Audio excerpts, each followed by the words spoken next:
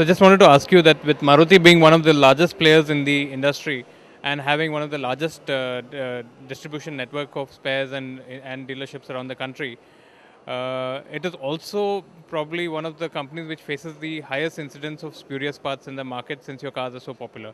What are you doing to specifically fight this menace of spurious parts in the market? See, it's not just Maruti, but for any automobile, a lot of work goes on when the vehicle is designed, at research and development level, subsequently at the, manufacturing level. So quality of design, quality of manufacturing, and quality of fit and finish, all this is very important. Now, what happens is whenever these vehicles are designed per se, a lot of research goes into the design of these parts, individual parts, and number of engineers have to work many times for years together to come out with a part which would be compatible with respect to that vehicle and is designed to give the optimum performance. Now, what happens is that when these vehicles, technology involved towards manufacturing of those parts, again cannot be replicated by those fake manufacturers. So net outcome is that the part looks alike, but in terms of actual performance, it may cause a disaster. And my particular reference is not only towards safety parts, which for obvious reasons, say a brake or a maybe a headlamp bulb.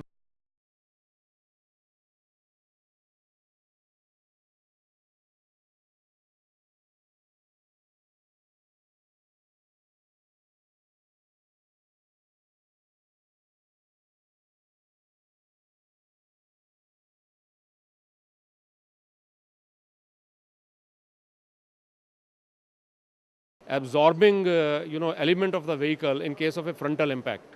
So even other panels which are fitted, they may look to be simple sheet metal parts, but the kind of reinforcement which have to be used, the kind of section thickness that has to be used, it gives a certain level of safety to the passengers in case of a crash. All these considerations are totally absent in case of say fake parts. At Maruti, what we are doing is we are ensuring that our reach and penetration increases as far as the availability of parts is concerned. In fact, our mission is to provide the parts to our customers anywhere in the country at the this thing right price at the right time. Now this helps in discouraging the customers from going in for fake parts, and we try to ensure that we don't leave any space for the fake manufacturers. Today we have two channels of distribution. One is our dealers, who obviously use the genuine parts only. But there are customers who, after a certain period, stray away from the dealers. They go to small roadside workshops or say Maruti authorized service stations, and also to very very small roadside mechanics also for their running repairs. Now we are ensuring that we have a parallel channel of distribution of parts to these customers. This is done through our distributor network, and today we have more than 80 distributors with 540 touch points to the customer, and they have huge infrastructure for distribution, particularly the last mile distribution. So they are covering the entire territory. In fact, I would say that our intent is to provide a carpet coverage across the length and breadth of the country and make these parts available through our distributor network, who have a lot of investment made in terms of retail outlets, in terms of their say distribution activities, manpower, vehicles. So this is how we are trying to ensure in the first place that genuine parts are available to our customers across the country. Then second part is that education of the customers. You might have seen our campaigns from time to time. First, we had a campaign on the television wherein we mentioned that each part is vital. We gave a metaphorical example comparing the vehicle parts with the body parts and saying that no part is spare part. Each part for your vehicle is vital. And subsequently, we ran this Pappu campaign wherein we tried to educate our customers through our, say, various radio channels that they should use only genuine parts for the optimum performance of their vehicles. So these are some of the initiatives that we are taking to ensure that customers are, they are, provided with the genuine parts, and also they are educated about the usage of genuine parts. So could you share some insights on the Mohan Mechanic and Be Genuine, Buy Genuine campaign? This is yes, this is a Siam initiative wherein all the OEMs have got together, and in fact, as I mentioned, that irrespective of the brand, whenever a vehicle is designed and manufactured, lot of back end work goes into that in terms of design quality, in terms of production quality, in terms of fitment quality, and the parts have to be made compatible to give a optimum performance when they form the shape of a vehicle. So all the OEMs have got together at Siam level, and we have formed an anti-counterfeit group here, and our intent is that at a national level we carry out a campaign and educate all the users of vehicles, irrespective of the brand which they are using, for using only genuine parts for their vehicles. And we try to create an icon, because end of the day, when a customer goes to the roadside, many a times he is guided by the roadside mechanic, who is popularly known as Ustadji in the mechanics lingo. So that Ustadji has to be educated again about the genuine parts, so that he guides the customers accordingly. So when we were talking about the concept, then Mohan Mechanic concept emerged. So Mohan is a metaphorical figure, but he represents our entire population of mechanics. He is an enlightened mechanic, and he uses only genuine parts, and he has loyal customers. He is concerned about the customer safety, their vehicle performance, their vehicle safety. So that's the image of the Mohan Mechanic that we are creating. And I'm sure that all our mechanics in the country would identify themselves with this intelligent and well-meaning mechanic Mohan, and they will go as per his advice and try to replicate that kind of mentorship role for the customers, so that they use only genuine parts and they stay away from use of fake parts.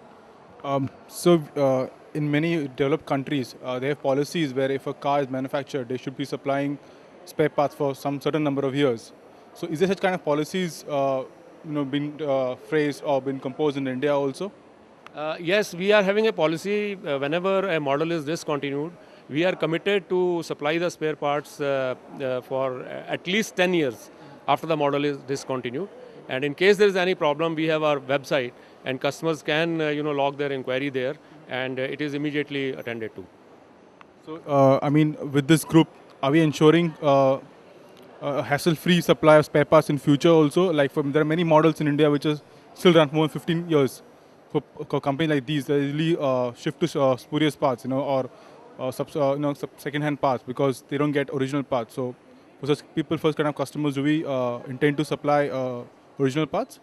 Well, as I said, that our policy is minimum 10 years.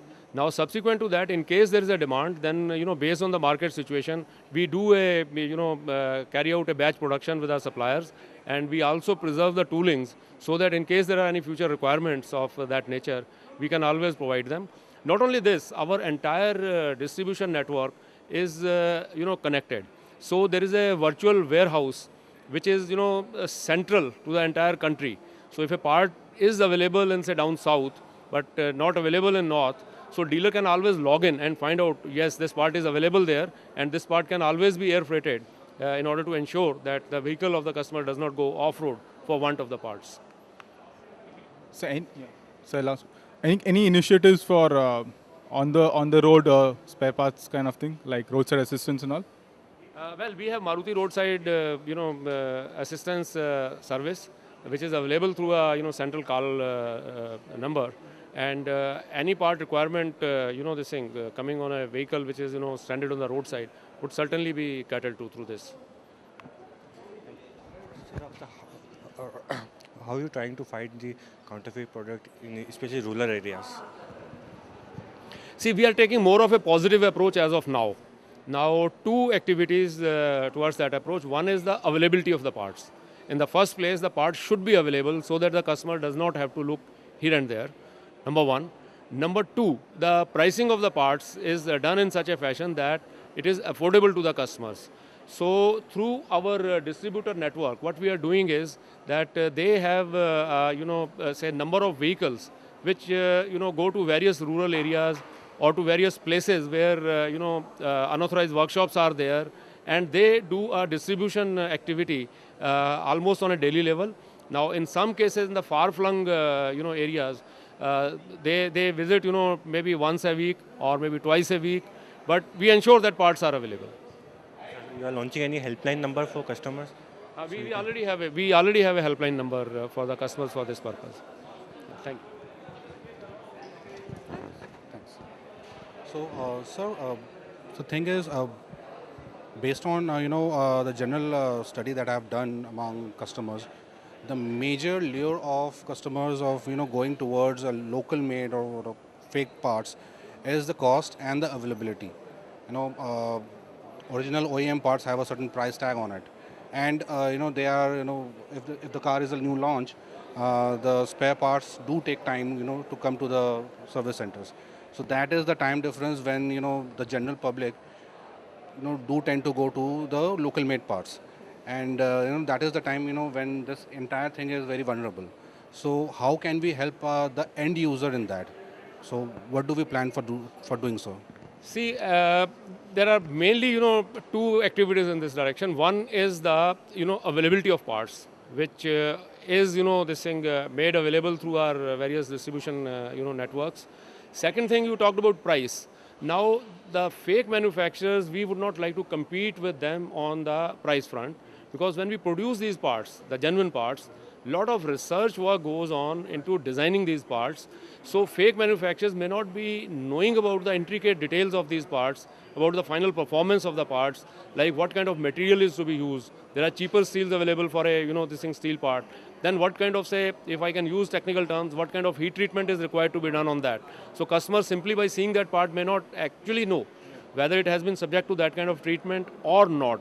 So the cost involved in terms of manufacturing of these genuine parts is certainly high. Then we have the distribution network. Then the inventories have to be managed with the dealers or with the distributors. So all these costs add up. But this makes it slightly more expensive than the fake parts. But certainly, as I mentioned, we would not like to compete on the price front with the fake parts. We would rather like to educate the customer that in the long run, buying a fake part, saving a few rupees here and there, actually harms not only their car, but jeopardizes their own safety, passenger safety, and also the safety of the other road users. So these two factors have to be taken into consideration, and I would advise all our customers to go in only for the genuine parts, for the sake of their performance of their car, for the sake of their own safety, for the sake of the safety of the road users. So when we are discussing the education of the customers, so what are your thoughts on the this entire activity that we are doing and the role of social media that is playing in this entire education thing? Certainly, we are taking those initiatives. For example, we are going in for TV campaigns, radio campaigns, and subsequent to that, we are also educating them through social media about the usage of genuine parts. And I'm sure social media can make a lot of difference, and because the young generation, it has a very good reach for the young users. So I think the potential has not been tapped fully, and if we use this route, we can reach more number of customers at a much faster pace and create that awareness about the usage of genuine parts. Thank you so much, sir. Thank you.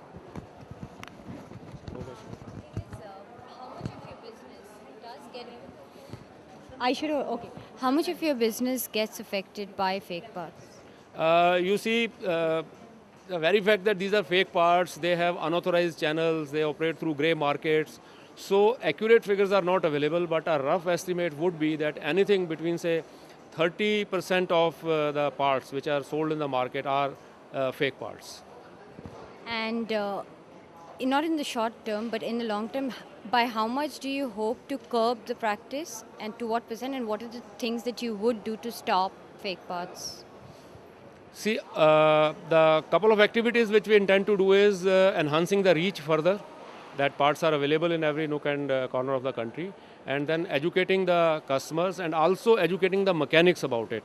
Because many times mechanics are not aware of the consequences. They simply get lured by a little higher commission. So which is... Stop using fake parts. The first thing is the website.